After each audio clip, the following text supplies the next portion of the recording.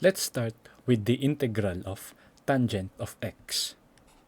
And so, we can rewrite this as the integral of sine of x over cosine of x of dx. This is because sine over cosine is equal to tangent. And so, let u here be cosine of x. And so, du right here would be negative sine of x dx. And taking dx right here, this would be equal to du over negative sine of x. Substituting these values, we will have the integral of sine x over u, and dx right here would be equal to du over negative sine of x. This will cancel each other out. And so, you are left with here would be, there is a negative here, put it outside. So, this would be negative integral of du over u. The integral of du over u would be natural log multiplied by the absolute value of u plus c. Or this would be equal to negative ln u plus c.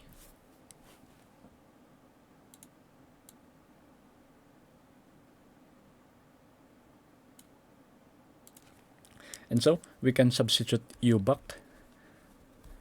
Now, the final answer would be negative ln of cosine of x plus c.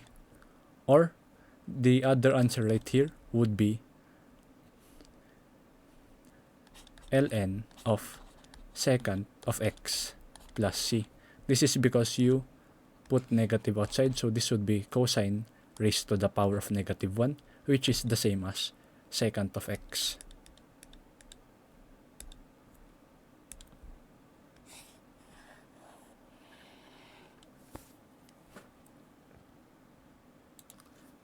Let's start with this next one, the integral of tangent of squared of x dx.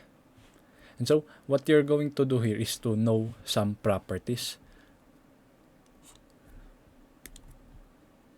Tangent squared of x would be equal to secant squared of x minus 1. This is one of the trigonometric identities that you shall memorize when dealing with trigonometric integrals. And so, we will replace tangent squared x by secant squared of x minus 1 of dx. So, the integral of secant squared of x is simply tangent x, and the integral of negative 1 is negative x plus c.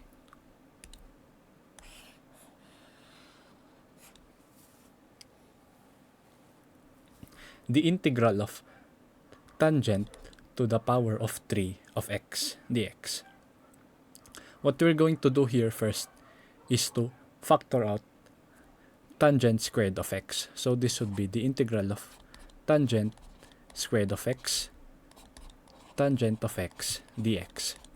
And so we will transform tangent squared of x on this once again.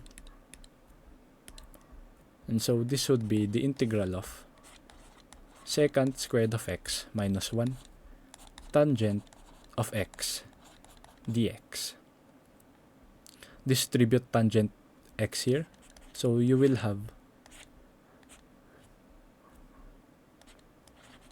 tangent of x secant squared of x minus tangent of x dx. And so, we can split this integral apart.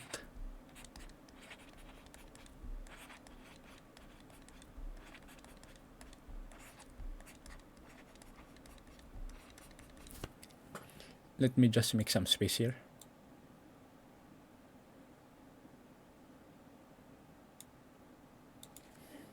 And so, first, we're going to focus on the first integral first. So, let u here let u here be tangent of x. And the derivative of tangent of x is secant squared of x dx. And so we will substitute this. It would be the integral of tangent of x is u. And you can see here, secant squared x dx, this is right here. So this would be u du. And just copy this first.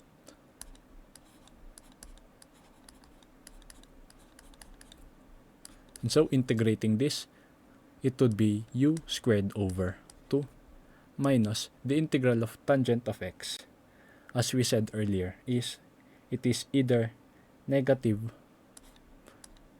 natural log of cosine of x or natural log of secant of x.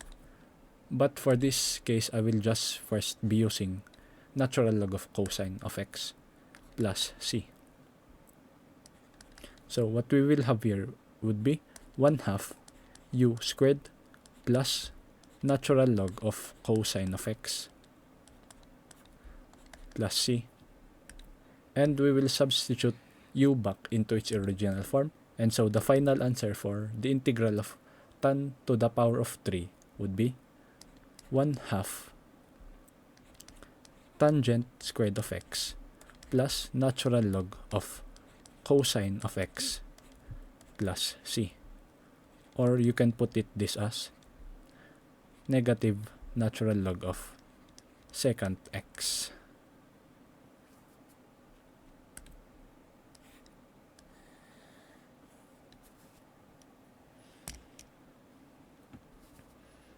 Let us move on. The integral of tan to the power of 4 of x dx. As usual, again, what you're going to do here when dealing with integral of tangent is to factor out tan squared x. So this would be tangent squared of x, tangent squared of x dx, and transform tangent squared of x into secant squared x minus 1.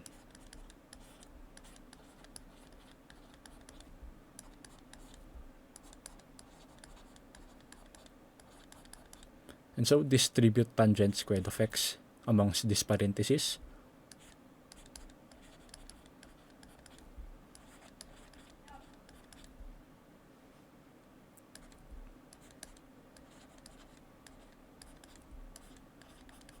And we can split this integral apart.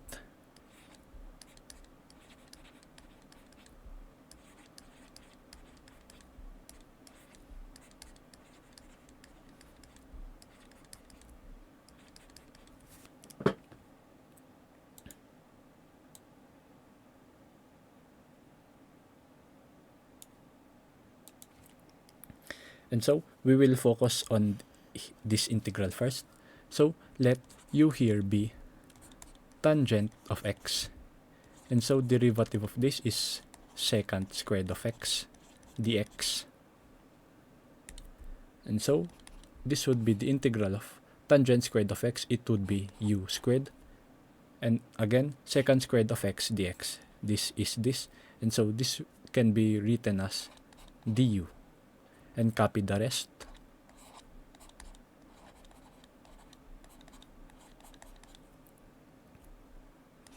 The integral of u squared is u to the power of 3 over 3. And I will not be solving this again. You can just go back to the video once again. But the answer for this is simply tangent of x minus x plus the constant of integration.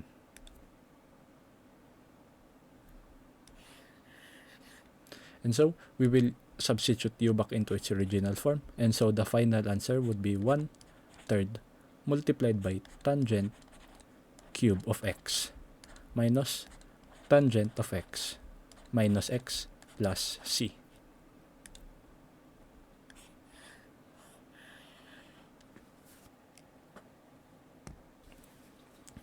The integral of tan to the power of 5 of x dx. So once again, the pattern here is to factor out tangent squared of x. And to transform this according to this identity, once again,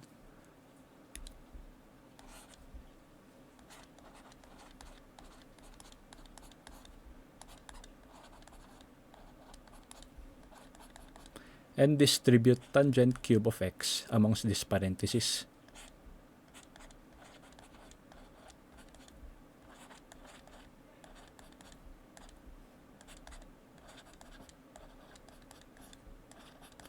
And we will split this integral apart into two parts.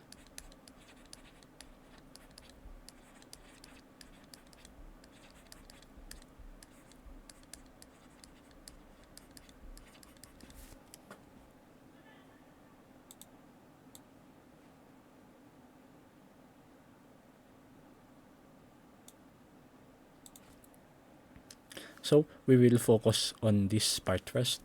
Let u here be tangent of x. Du right here would be secant squared of x dx. And so substituting this, we would have the integral of u cube du minus integral of tan to the power of 3 x dx. Integral of u cube is u raised to the power of 4 over 4. And the integral of this, based on my previous example, this would be 1/2. Wait, let me rewrite that. 1/2 tangent squared of x minus natural log of secant of x plus c, or positive ln of cosine of x. And so we will substitute u back. Thus the final answer would be 1/4 tangent to the power of 4 of x minus 1/2 tangent squared of x minus natural log of secant of x, or plus natural log of cosine of x plus c.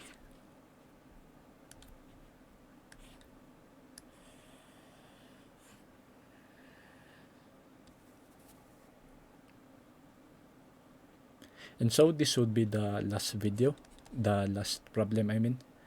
Even though you will encounter problems of tan to the power of 7 up above, this would be easy because as you can probably see, the pattern here is to just factor out tangent squared of x and transform the tangent squared of x into these identities.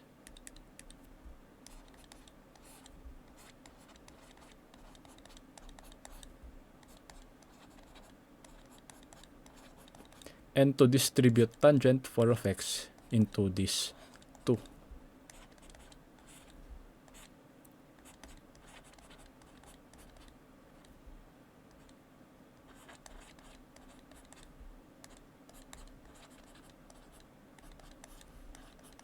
And to split this integral into two parts, this one and this one.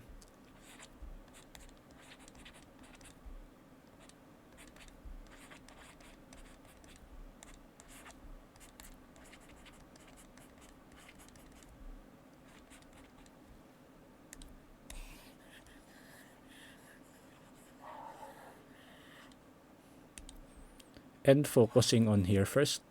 So let u there be tangent of x.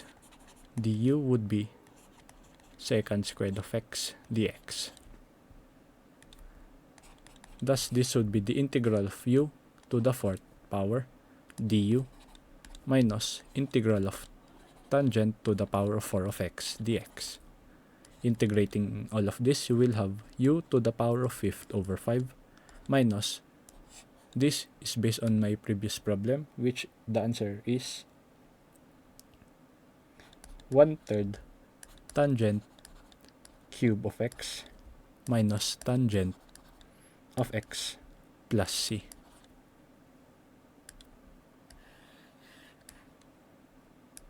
And so, the final answer for this would be 1/5 tangent to the power of fifth of x minus 1/3 tangent to the power of 3 of x minus tangent of x plus c.